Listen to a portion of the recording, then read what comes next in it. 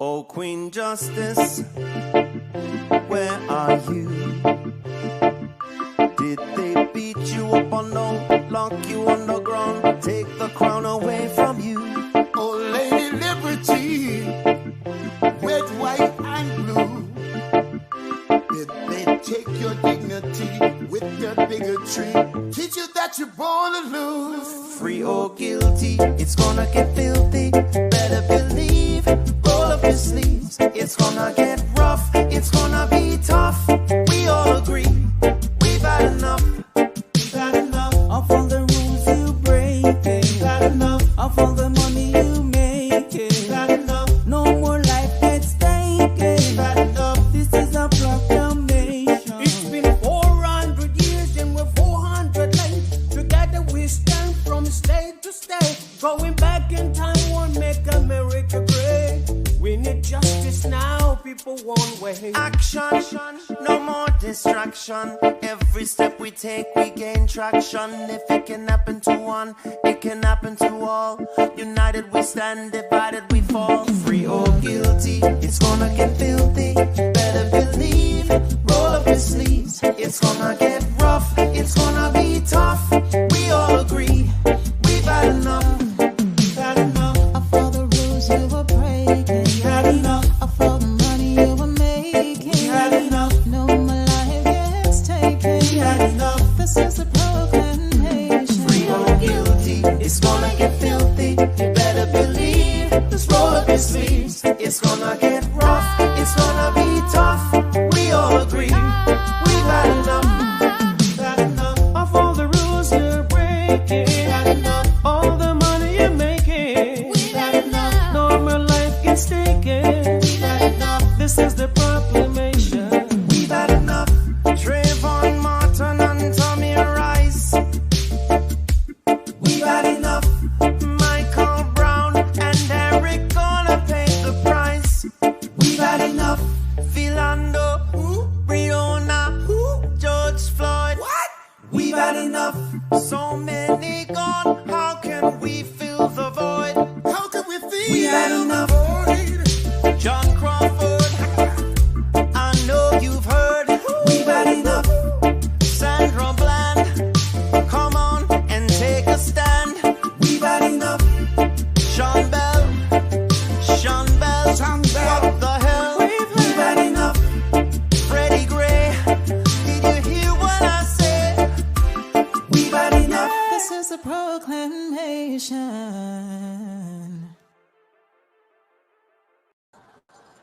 I'm Al McFarlane. Welcome to Conversations with Al McFarlane. Today is our Monday session, our Monday program, and on Mondays we always weigh in with candidates for city council and mayoral offices here in Minneapolis. We're pleased to have candidates with us today, some on board right now, and others that will be joining in the course of the hour. I want to first thank my co-host and partner, Diana Hawkins. Diana Hawkins is the executive director of the Hawthorne Neighborhood Council. The council works with us to produce this and other programs engaging community around issues that matter in our community. Diana, how are you? I'm fine. How are you, Al? Great Monday. Well, like everybody else, I'm glued to the tube watching the closing arguments in the Derek Chauvin trial and wondering what's going to happen. I'm hopeful and prayerful that, number one, that justice, however that appears to everybody, is served and is delivered. And number two, that whatever the outcome of the trial is, it leads to awareness, peace, and compassion, dignity, and concern and safety in our community and communities like ours around the country, communities beset by history of experience that shows how deeply rooted injustice is and has been, and how institutional barriers have always shorted Black and brown communities, but how resilience in our communities at the end of the day rises and moves the community forward for everybody. That's what I think. So I'm watching, and we'll keep watching and reporting as we go. In the course of today's show, the candidates who are here are welcome and invited to make comments on the proceedings with the Derek Chauvin trial, to the degree that you're willing or able or want to, and also to talk about the other pandemic that our community is facing and how we are handling it, and how you propose we do things differently to protect our communities, our families, and our country from the scourge of the COVID-19, the coronavirus pandemic. With that, let me first introduce Emily Koski, who's a candidate for Ward 11. The incumbent there is Jeremy Schrader. Emily, welcome. Good to see you again. Thanks for coming back. Thanks, Al. Thanks for having me. I don't know if you want me to do a quick intro again, or tell me what's best. So exactly. Every time we're on, always lead with introducing yourself again for new viewers or listeners, or to refresh old people. End of the day, the game here is to allow you the platform to share your vision, your voice, your ideas, and to engage viewers and listeners around what you think our community can and should be. So please talk about your campaign yourself, and invite people to know and join you. Well, thanks, Al. Well, thanks for having this platform. First of all, Emily. Oh, yep. Oh, can you hear me? Yeah. Mm-hmm. Oh, okay. Well, thanks so much for having this platform. Yeah, I can find it. And I appreciate it. So I'm Emily Koski. I'm running for city council in the 11th ward. Born and raised here in Minneapolis. I grew up in Northeast Minneapolis. I now live in the Page neighborhood with my husband and 2 kids. I have a 2nd grader and a 5th grader at Hale Elementary and then at Field Middle School. I stay engaged in the community in multiple ways. I am on the Hale Site Council. I'm on the Minneapolis Parent Legislative Committee. When I lived in Northeast Minneapolis, I was on the Waite Park Community Council there and on their site council. I'm also on the Habitat for Humanity Leadership Council. And for work, I work for a company called Antenna, and I connect marketing experts to organizations small to large here in the Twin Cities. So I might work with a $20 million chocolate manufacturer all the way up to General Mills to Marvin Windows. So prior to that, though, I worked for Target Corporation, and I owned my own small business for 13 years as well. My dad, he was Al Hofstede. He was mayor of Minneapolis for 2 terms. He also was on the city council and chair of the Met Council. And my dad was, in his 2nd term, I was born. And so I didn't see my dad in the public eye, but I saw a leader who continued to dedicate his entire life to the city and the people here. And so I had the fortune, I was fortunate to be able to watch that. He was a bridge builder and a connector, and he, loved the people here, and he listened, he learned, and he led with his heart. So I hope to bring some of those same values, and I will bring those same values straight to City Hall with me. And that's a little bit about me, I would say. So would love to pass it on, or see. Well, before we do, just talk about what you are presenting in your literature, for example, as your key platform issues. What are the touch points that you want to always leave behind with voters and with the community priorities for you? Absolutely. Well, I mean, on everybody's minds is fighting for justice and equity, making our communities safe, and then also supporting our businesses, small to large, as we rise up after this pandemic. So those are definitely some of the key topics for sure, and questions and thoughts that are, on the minds of many of the constituents and people that I've been connecting with. So. Okay, great. Let me introduce then Elijah Norris. Elijah, welcome back. Good to see you again. Elijah Norris is a candidate for Ward 5 in City Council here in North Minneapolis. Elijah, unmute and jump in. Hey, how's it going, Al? Nice to meet you, Emily. Nice to see you again, Diana. I'm having a rough day today, Al. I'm not going to lie to you. Last week was really tough on me. I'm not one of those guys to tell you I'm doing fine, I'm doing great, when I'm really not. You know, we're losing our young people out here left and right, not only at the hands of the police, but also the community violence, right? I got to speak on that because the same day that Dante Wright was murdered by the police officer, we lost 2 brothers right here in the city that I know of. And no one talked about that. I got on Facebook. No one mentioned that. No one shared those posts. No one showed up for those families. And I'm not saying we need to prioritize this over that, but we have to set attention about the fact that we're losing so many of our people on some, right now. It seems like on a weekly basis. I'm looking on Facebook and a young brother shot or a young sister shot and killed, and not at the hands of the police. CNN doesn't cover that. Care 11 doesn't cover that for more than 10 seconds. When are we going to start showing up in our community and to start talking about trying to prevent some of these murders from happening and showing up for these families who are grieving at the loss of their family members over the community violence that's happening? So I'm having a rough day out. It's been tough on me. I had to just scare that out. I appreciate it. That's what this is all about, is sort of saying what is on your mind, what you're feeling, what's in your heart right now. Talk about the 2 other young people that we lost to gun violence on the same day that Dante Wright was killed. Tell me more about that. Mm-hmm. So one of them was in South Minneapolis. I don't know the details. I'm not going to assume that it was gang related or drug related. I just know that it ended with one person losing her life to, I think they had 2 gunshot wounds in the chest. Lost their life in South Minneapolis. Another one died in St. Paul. And again, no one's talking about those. No one's talking about those precious lives that were taken away from us. I don't care what the reason was. Someone died from gun violence.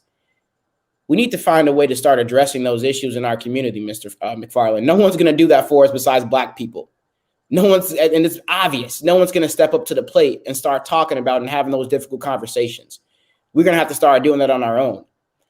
We're losing so many of our people already. In the city of Minneapolis alone last year, what was it, 86 homicides? Hundreds of shootings? A record-breaking year last year. Almost double the homicides that we've seen in 2019 we experienced last year. Double the homicides. And we're on right now, if we continue down this path, it's going to be another bloody summer. I guarantee it. I live right here in the Georgia neighborhood in North Minneapolis. I hear the gunshots every other night, it seems like. I hear them. So talk about why you think that violence and gun activity exist in our neighborhood. And you say that we have to talk about it, and the Black community has to address that in our community. Talk more about that. What are your thoughts? In my opinion, it's the lack of opportunities. It's the lack of jobs, right? It's people living in poverty and not knowing how to escape it. It's the deep trauma that we have in our community that we're not processing through. The lack of mental health resources that we have in our community that we're not talking about, that we're not dealing with. Us Black people, we experience a lot of things on a day-to-day basis. I know I have friends who can't put food on their table, who can't take care of their kids, and they're forced to do things that they don't want to do. You think people want to sell drugs? You think people want to rob? I don't think so. But when you're faced with a decision whether to survive or to starve, most people are going to pick to survive. We have some deep issues right now in the community, not just only in the east side of St. Paul. They're losing a lot of brothers and sisters over there as well. And what's the common denominator in all of these different situations where we're experiencing high crime? Poverty. No jobs, no lack of educational attainment. I talk about the statistics every time I come on the show. The close to 50% of the people that are living at or below the poverty line for family household income. 70.9% of the people that live right here in this world that have less than or equal to an associate's degree. Majority of them just have GEDs and that's it. A very small percentage of people in this ward have bachelor's degrees or higher. Home ownership, lowest in the city, right here in Ward 5. We need to tackle those big issues. No one's talking about it. No one's addressing it, sir. So I have a heavy heart right now. I do. Sure. So let's go ahead and give you the time to talk about those items. What is the strategy for improving education, changing the demographics? Is it bringing in people that have more education, or is it ensuring that people who are here get the education they need so that in time and over time, you've raised the education profile of the Fifth Ward? That's question number one. And then on the question of home ownership, describe what have been the barriers to home ownership, and what do you propose as solutions or strategies to address that issue? First thing I wanted us to do is to figure out ways to have all of our departments and various different government agencies and entities start to communicate with each other. There's no reason why the city council can't communicate with our school boards. There's no reason why there's not a connection there. There needs to be. There's so much funding on the county level. Why aren't we communicating with the county commissioners on how to get more funding down to the city level and to get that into the hands of our people in our community? The second thing, mentorship programs in our high schools. What are these high school seniors going to do once they graduate? A lot of them are just going to go get a $15 an hour job, and that's going to be that. Because they don't have people in their family who did go to college. Okay, let's connect them with people in the community that did, or are interested in giving back to them. And how can the school boards, the school systems pay for that? Let's get people in the community who have this experience and want to give back to our young people, get them connected together. We need to get jobs, not just $15 minimum wage jobs, livable wage jobs. I talked to you about this 2 weeks ago. We're trying to build a stronger partnership with MPMA, Minnesota Precision Manufacturing Association.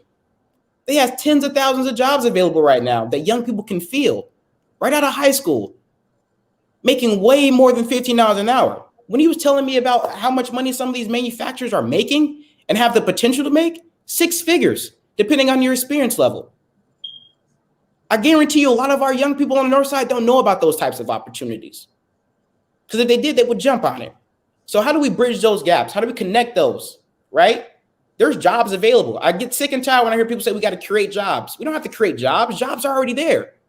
Let's connect the jobs that are already existing with people who need them.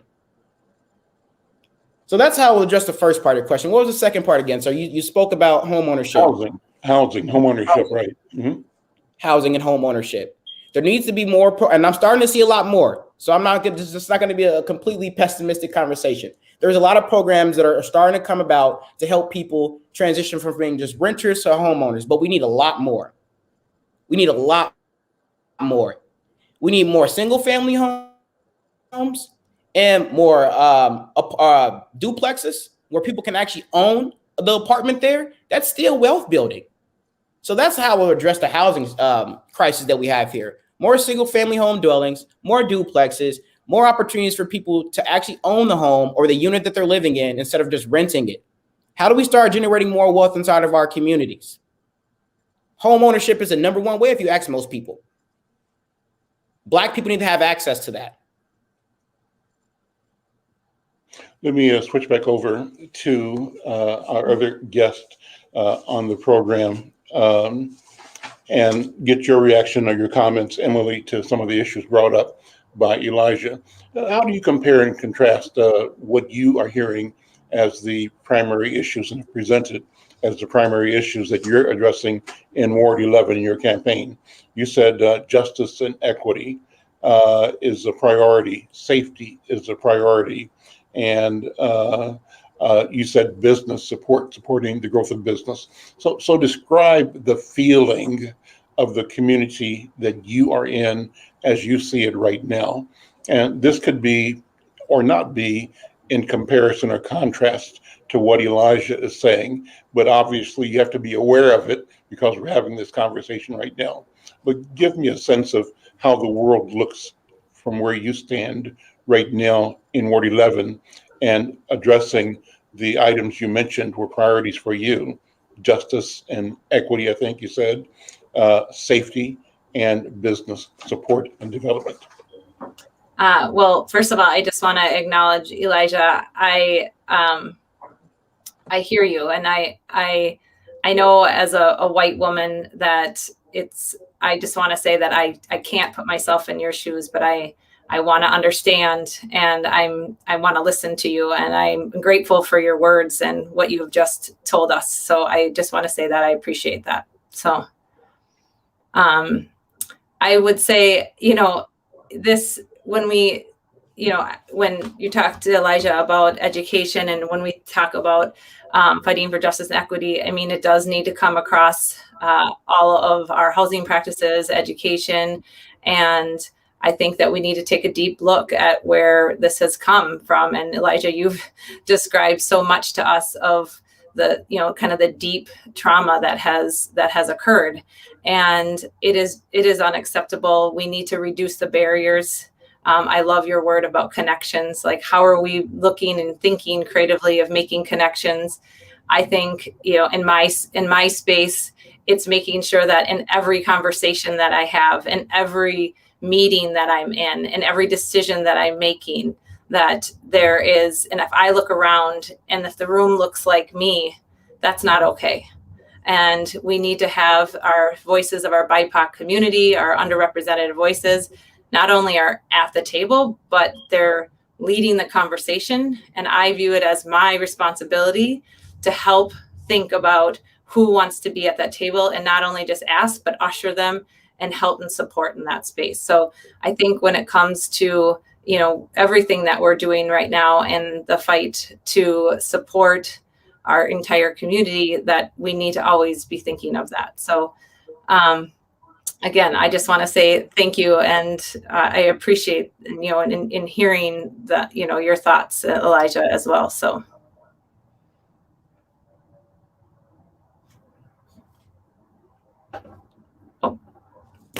So thank you, Emily. So talk more about, you're saying your approach to the question of justice and equity is to make sure that everybody who should be at the table is at the table, and that people from BIPOC communities not only are present, but they lead, particularly around issues affecting, impact of public policy on their communities.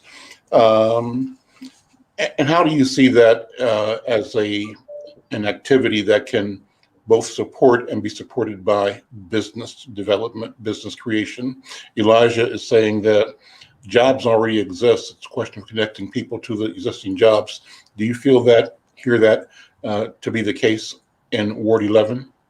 Yeah, no, I definitely agree with that 100%, that, there are job opportunities out there. And I think it is about making sure that individuals understand that this opportunity does exist, and making sure that we break down those barriers to make that connection.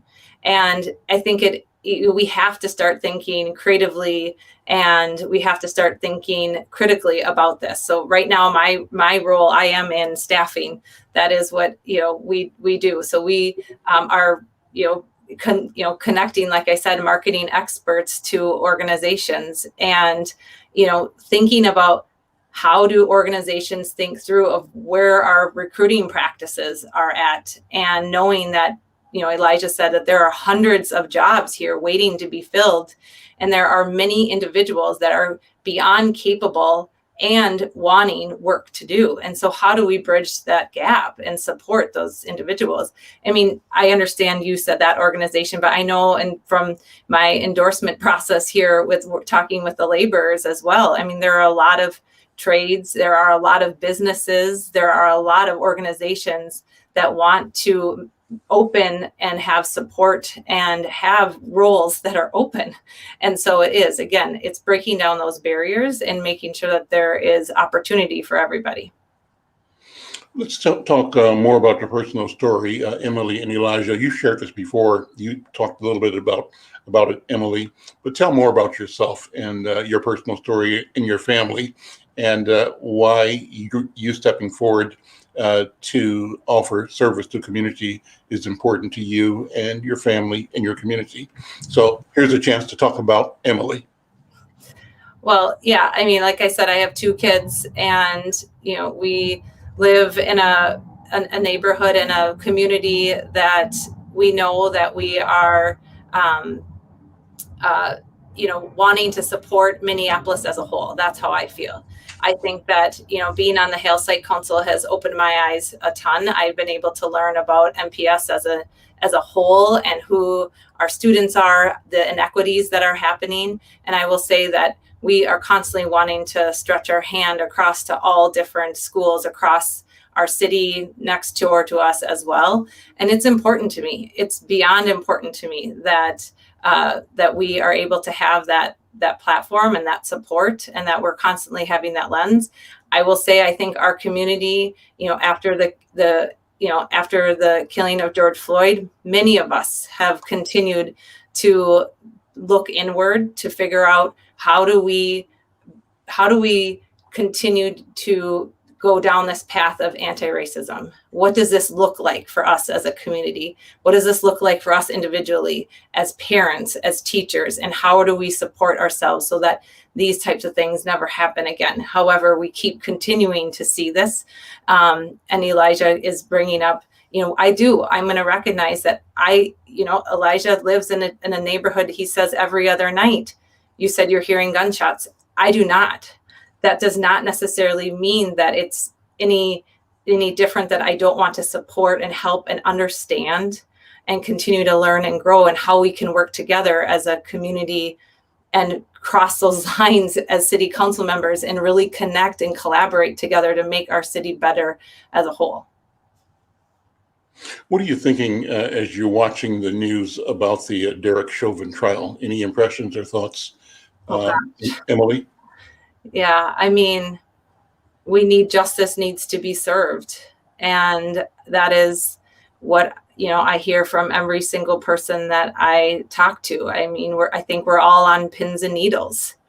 We're nervous, not because we're nervous about what we think that could happen necessarily in the aftermath. I think that's obviously a piece of it, but we want justice.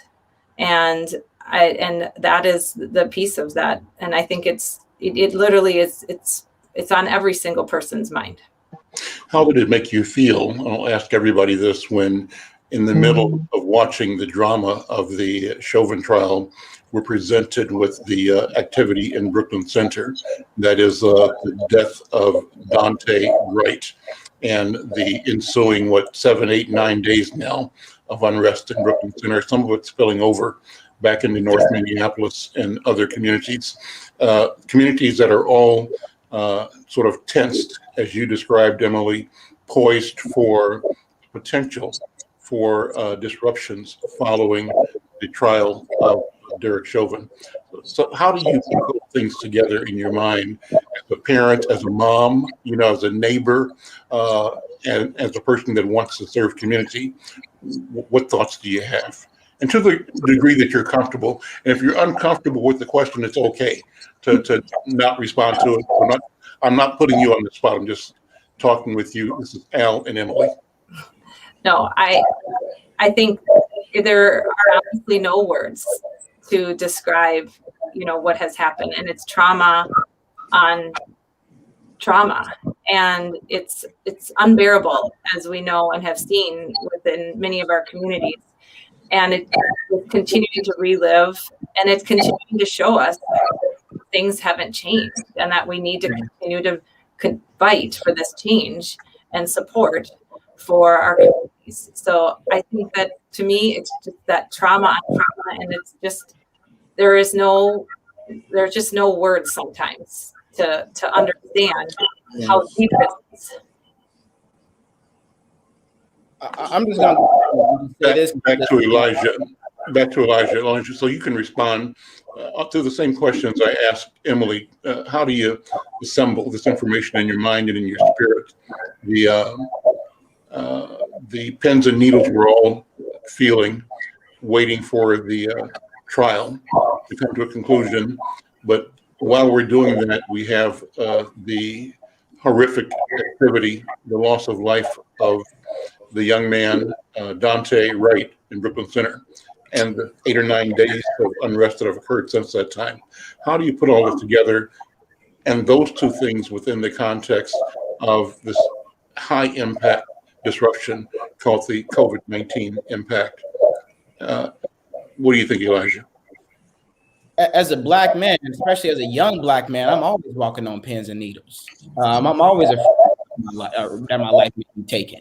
At any given point, when I get pulled over a police officer, that's the first thing I think. I have a valid driver's license. I don't have anything illegal in the car. But I don't know if this officer had a bad day or didn't get his coffee that morning. Is going to yank me out of my car because we're getting some feedback from you, Elijah. I don't know if you had speakers on.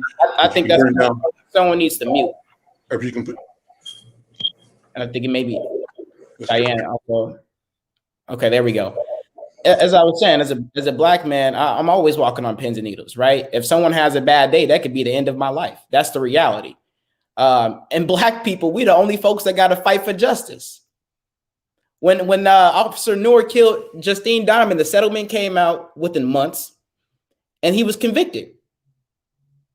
That was justice. He got convicted, and that family got $20-something million within a year's time. They got justice immediately. Anybody else that's done that is done wrong by these systems, they get justice. They don't have to go fight for it. Black people, we always have to fight for our justice. And I'll be honest, I'm tired. I'm tired. I don't want my kids to have to fight for their justice. I don't want my grandkids to have to fight for their justice. I want the system to just give it to them. And I'm really in this difficult position. And I'll just be honest about this, about where I stand right now with the police. I am. I have to be real. Do we need police?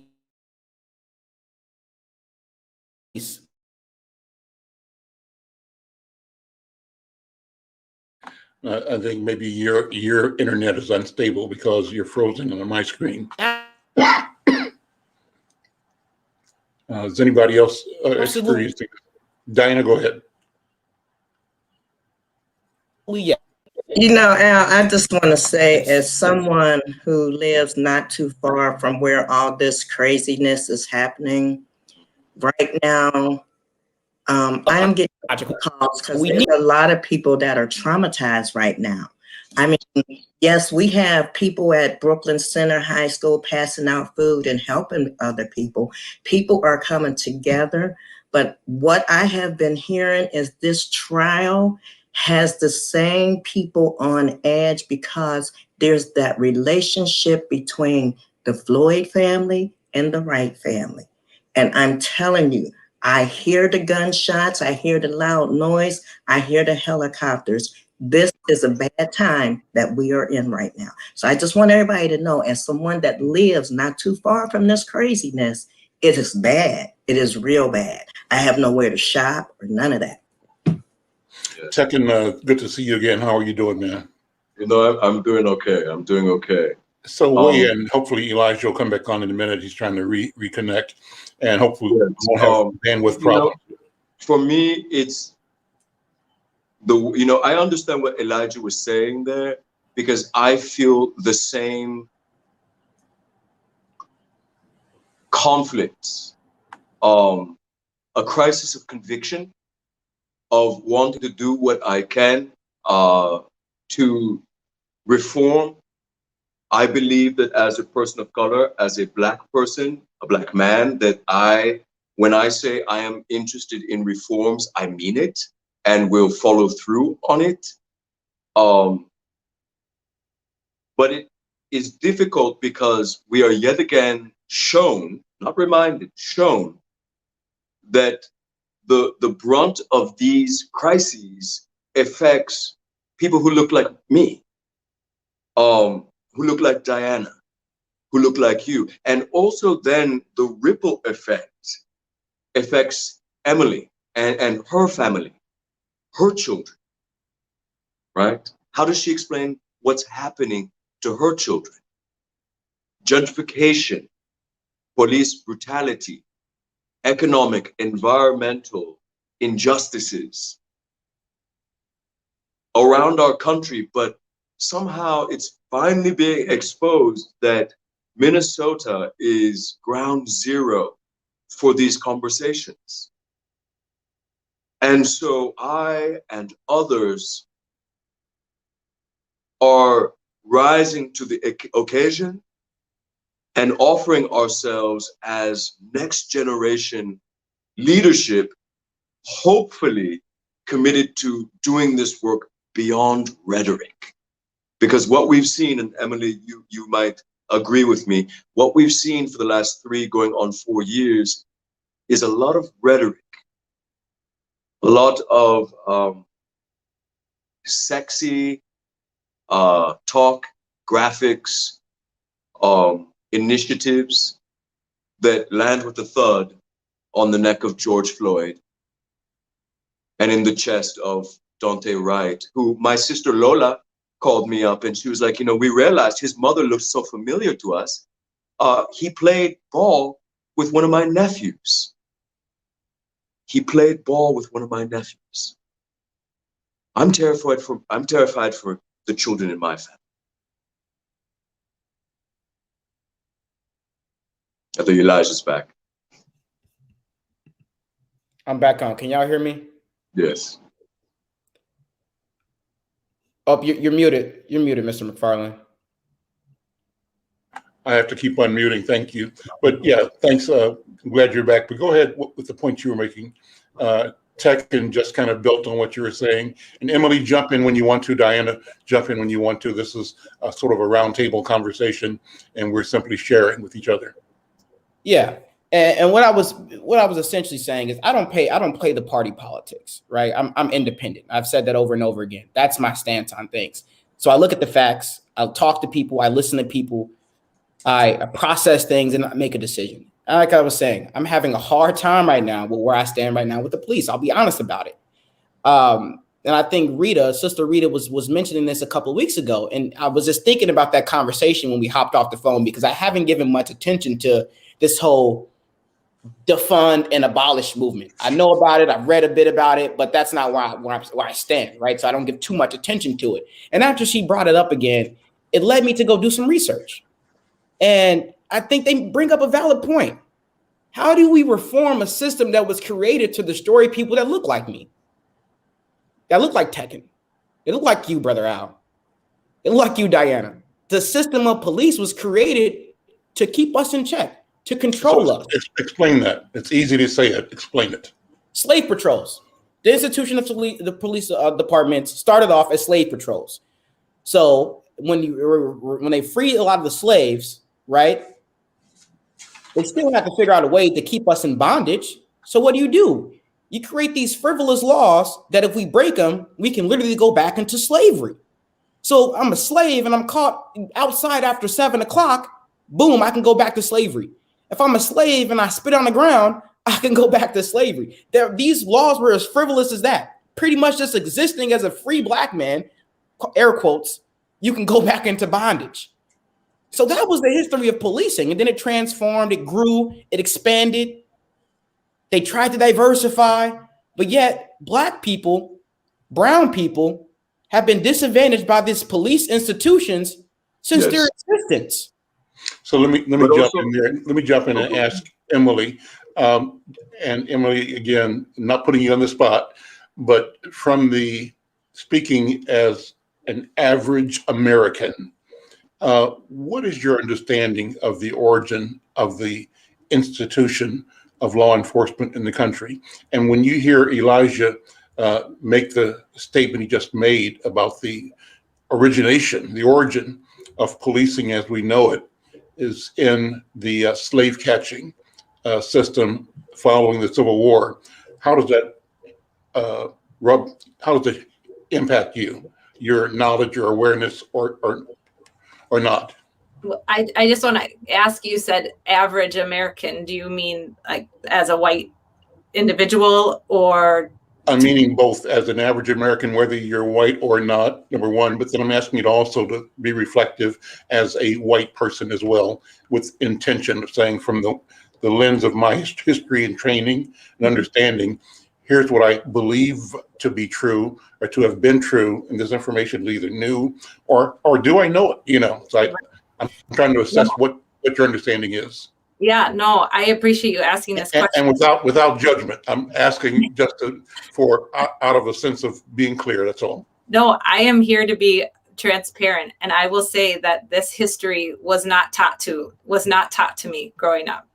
This is, I do understand the information that Elijah has said. I know this now in my adult life and have learned it and understand where the systemic racism, and in particular with our police. I mean, I now know some of these facts. I know that I do not know them probably nearly as deeply, but this was definitely not taught in school to me. This piece of history, and to the point of really the injustices that were happening, was not taught. This is something as an adult that I have to, this information that is now here, and it's not a choice for me. It's something I want to know. I explain to my children. We talk about this, to Tekken's point. Like, I mean, I guess Tekken, you said, well, this affects Emily. I guess, yes, it affects me because these are conversations that we talk to our children about. And we are here to educate and support, so that when my child and my son and my daughter are not my age, that this is the first time that they're hearing about this. That's right. I want them to know about this today, now. I want them to understand. And my friends who are are Black, and they have children who are Black, or they have biracial children. I mean, it's important for them to understand why there is a difference. It's important for my son to know when he's playing at the playground by himself with his Black and brown friends, that he is different and why, and that he needs to make sure that he understands that. We have a real opportunity possibly in front of us in our city. I was on a SD61 candidate forum where, Emily, that was the first time I was able to hear, to kind of meet you virtually and hear your story. And I remember that you said that your father had been an elected official in Minneapolis in decades past. And you're not the only, what I would say, legacy candidate, or if elected, a legacy leader in our city. Mike Rainville is another one. And so there's a real opportunity there inside of these leadership legacy families to talk amongst themselves. Perhaps your father, and I'm not trying to put things into your mouth or whatnot, but he might know, dating back, some of these systems that have broken our community. Maybe he tried to fix them. Maybe he realizes now that he signed off on something that hurt others. And so there's a real opportunity there inside of these legacy families and potential legacy leaders to correct systemic wrongs in our city that date back decades and decades. I mean, at least 70 years, if not over 100. I mean, we know that racism as we know it really rooted itself in Minnesota when my two, through adoption, grandfathers came here from Sweden and Norway. It was the Scandinavian immigrants that kind of rooted what we're dealing with here in our state. And so that's a huge conversation as well. And for someone like Emily or Mike Rainville or even Jeremiah to actually get involved and do that hard work of system change. Yeah, no, I don't disagree. I will tell you, unfortunately, my dad is not here with us anymore. Oh, I'm sorry, I didn't know that. It's totally okay. He passed away 5 years ago, and so I do not have him to. I'm not going to lie. There are many times when I have thought to myself, "Oh my gosh, Dad, I wish you were here to tell me this story," or I want to understand more. I do have other leaders that I still stay connected with during his time. I know Diana knew my dad. I don't know the relation to it. I'm not sure, Al, if you knew my dad either, but I did. I knew him well. I did know your dad well when I worked at the cable company, and you think you don't know me, but you do, because I remember when you was on the Wake Park. I'm the African-American lady that was the chair of the Northeast Chamber. That's me. Ah, okay. So we are still a village. Yes. And I will say that I think that I feel, and obviously he's not here to speak, for himself. And I know that everybody has different perspectives, and I know that I'm biased because he's my dad. But I do know that my dad, to Elijah's point of making sure that we make connections, that is what my dad did. If anybody said, what did your dad do? And I'm like, he was a connector. I mean, bottom line, Yeah. you could put any title on that he wanted, but honestly, he knew how to get the people that needed to be at the table.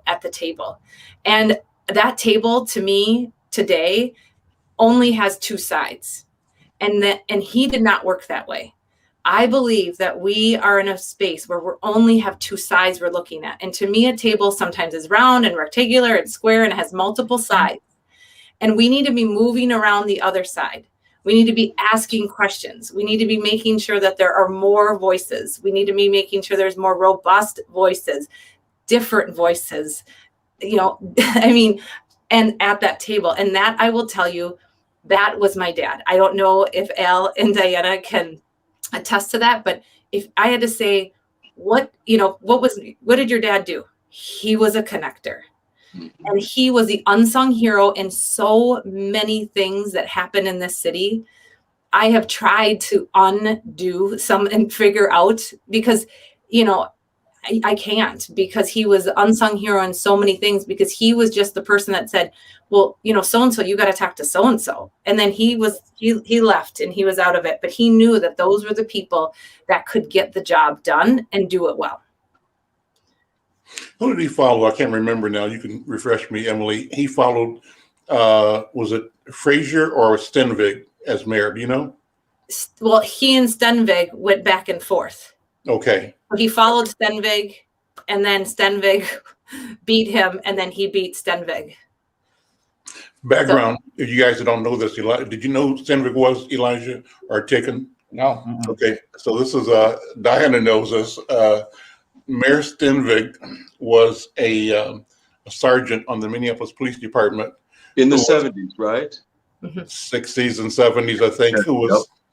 Who I would call a redneck, and who represented the police union, law and order, clamp it down, stamp it down, shut it out, and kind of a bravado kind of spirit that represented, when the national politics turned towards being tough on crime as a synonym for controlling Black people. Stenvig was at the forefront of that, and I think he was the mayor when in 1966 or 7 we had the disturbances here on Plymouth Avenue. He's the one that either authorized or enabled the images of a phalanx of cops confronting community people on Plymouth Avenue and the rebellions that took place thereafter. So, and your father was, I believe, a peacemaker in spirit and in practicality, a voice of bringing people together, competing interest even, and like you said, people talking. I can't remember. Let's see. Did he go to DeLaSalle school? Did he live in North Minneapolis and then Northeast? Yeah, he lived in Northeast, just on Lowry and Marshall. It's across the Lowry Avenue Bridge. Mm-hmm. And he went to DeLaSalle, but I believe that close to it, the city, that was the last time the city council had a Republican. Mm-hmm. And actually that Republican lives in our ward today, in my ward 11. And we've had lots of conversations around what that looked like. And the way he said, your dad and I didn't always see eye to eye. He's like, but we worked so well together. Who's the Republican? Who is it? Walter Rockenstein. Yeah, Walter, sure, of course. I remember. Yeah. He was 10th Ward then, wasn't it? 10th Ward, or was it 11th Ward at that time? It might have been, shifting. And so I believe that that needs to come back, Elijah, back to your word connection.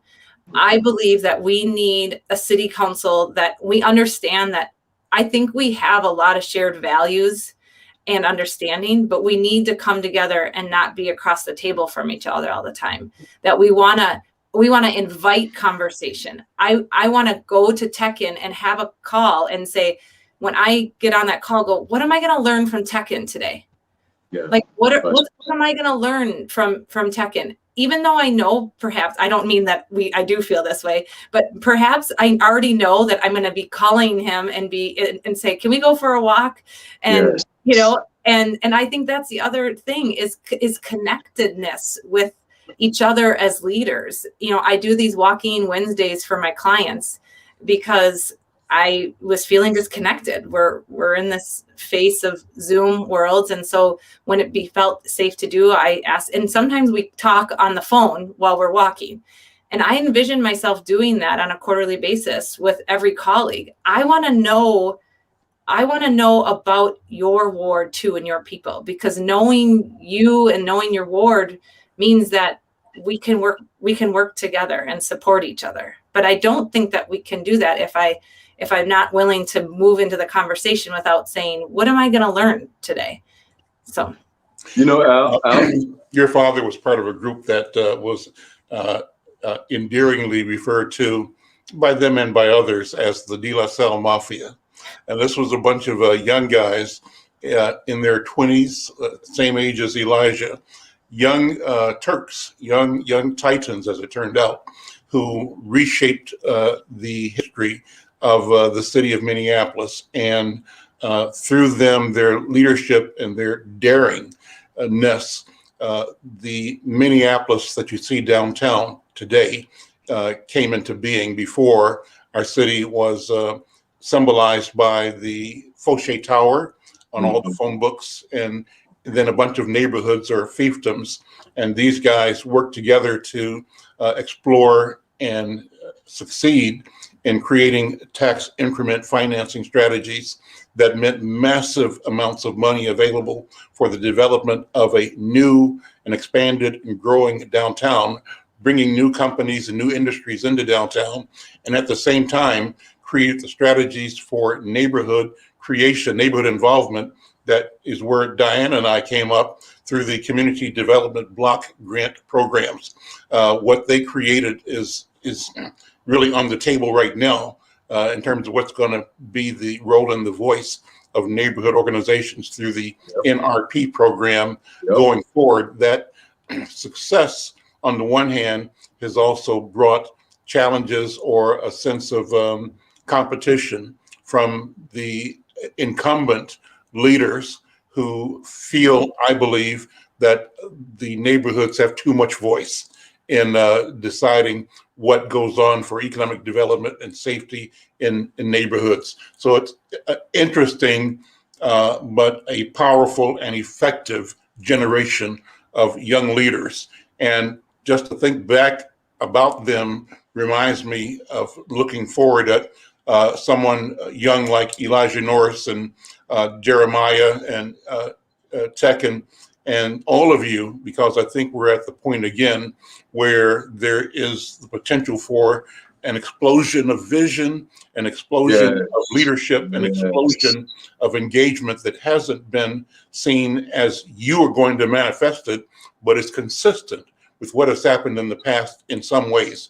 What's happened in the past, we can say, has not been completely fulfilling in terms of its ability to deliver genuine and systemic change. But it's been a process. It's been a process, and we're at a point now, one of the inflection points in that process, where it will go, big or fizzle. Well, Al, you were just saying, that these are one of the things that are on the table right now, and quite frankly, almost everything is on the table. That downtown, that group of that group that you were talking about, that downtown is on the table right now. That investment that was brought in is all on the table.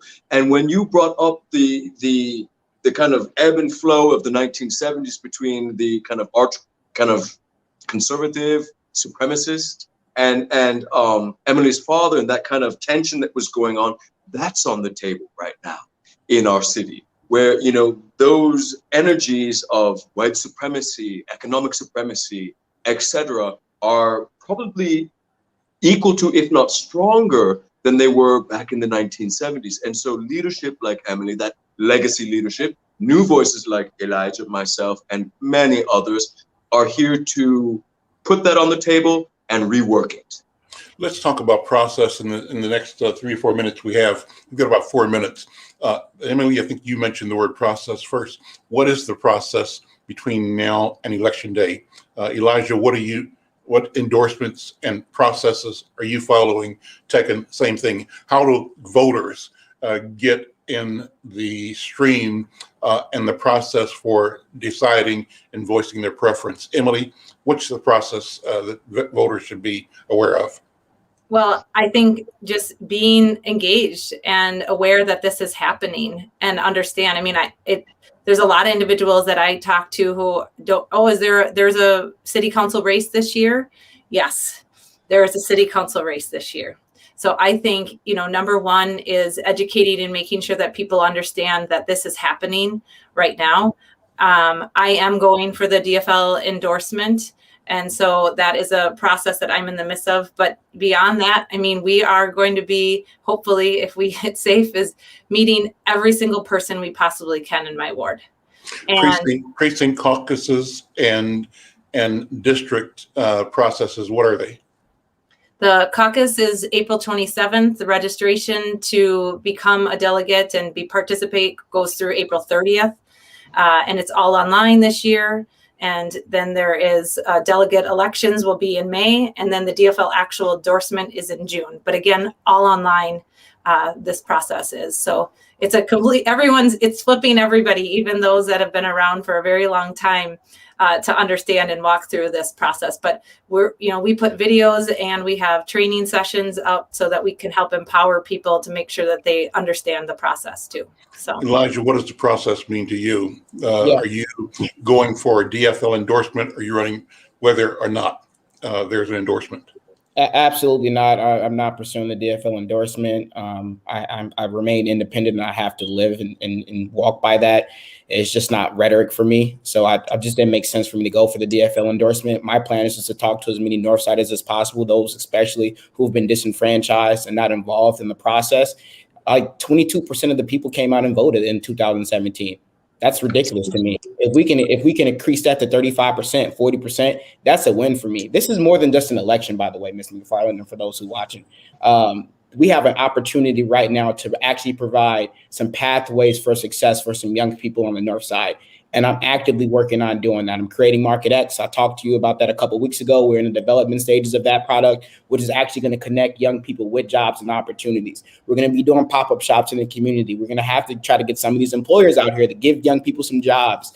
That's what I spend my day doing. And then just talking with people and building up my network. So I don't have time for the DFL endorsement process. Second, last minute, what's your process? Is it through the endorsement or not? I am running for the endorsement. I am still an independent voice. I am taking it to the people, meeting, calling, social media, eventing, you name it. We all need to be doing it. If we build it, they will come.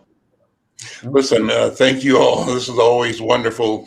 Great to hear your voices, your passion, your stories. Great to recollect.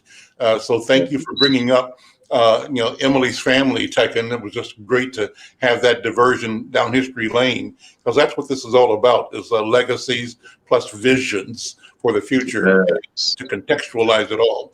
I'm Al McFarlane. This is Conversations with Al McFarlane. We'll be following the trial. I'm looking on the side here. The closing arguments by the defense are being made now. Presumably sometime today, the jury will go into sequester, and at some point in time, either short or far, there'll be a verdict rendered. We'll be following that as we go. Stay tuned. We'll go live with special programming to have people talk about the outcome or the verdict of the Derek Chauvin trial. Otherwise, we'll be here every day at 1 o'clock. Tomorrow, our program includes our broadcast on KFAI. And actually tomorrow morning, I'll be interviewing Ilhan Omar at 10:30 and then bringing that back to the 1 o'clock live radio show tomorrow as well. Tomorrow's program also includes Representative Ryan Winkler, who is the majority leader for the DFL in St. Paul at the state legislature. So a lot of great stuff. We'll see you later. I'm Al McFarlane. Take care. Diana, thank you so much. God bless everyone.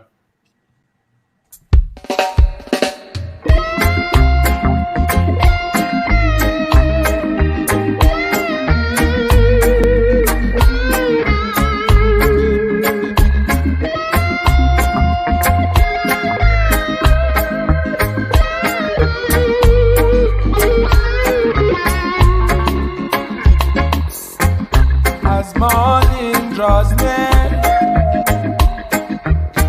I rise and say my prayer. Little piece of bread to my mouth, little tea to wash it out. It's my daily tribulation, even though I'm a working man. I work so hard to make ends meet, so yeah, with one suit and one shoe to my feet. Days are getting so hard, yeah, but I got to keep on pushing on this 9 to 5, working to stay alive.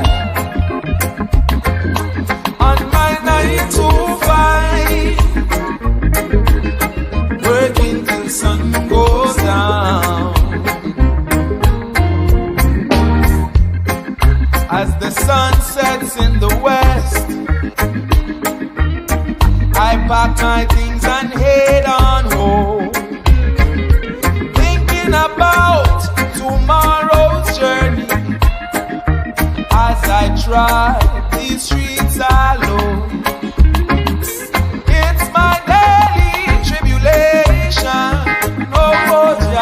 Searching for liberation, yeah.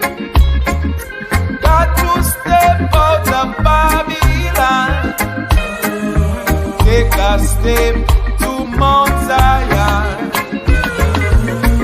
Days are getting so hard, yeah, but I got to keep on pushing on this 9 to 5, working to stay alive. Oh, on this 9 to 5, yeah, working till sun goes down, sun goes down. Oh,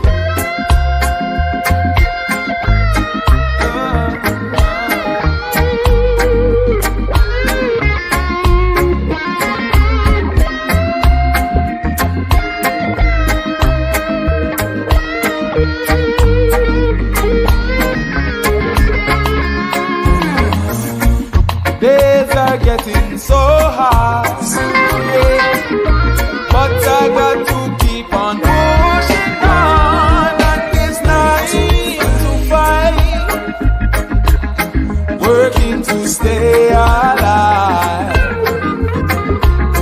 Oh, on this 9 to 5, working till sun goes down, sun goes down, sun goes on this 9 to 5, yeah, working to stay alive.